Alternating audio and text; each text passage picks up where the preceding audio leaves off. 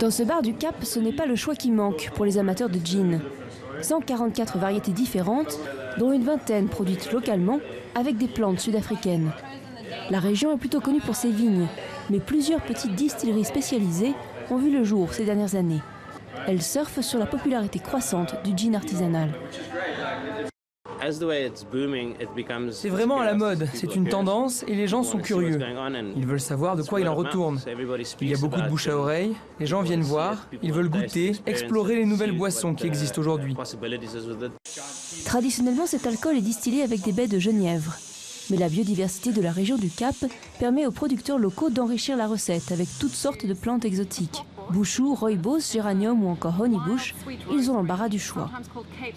Nous utilisons aussi du Capogboss, une variété de buisson des neiges, une sorte de romarin sauvage. Le goût est sucré, mais tourbé en même temps, c'est vraiment unique. Lucie et son partenaire étaient avocats avant de se lancer dans ce créneau en vogue.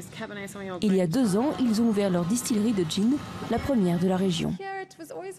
Ici, cette boisson était associée aux apéros de l'époque coloniale. Le gin ne renvoyait pas à quelque chose de positif. Donc c'est vraiment excitant d'essayer de réinventer cette image complètement. C'est pour ça qu'on a choisi de faire ça. Le gin ne représente que 0,1% de l'alcool consommé en Afrique du Sud.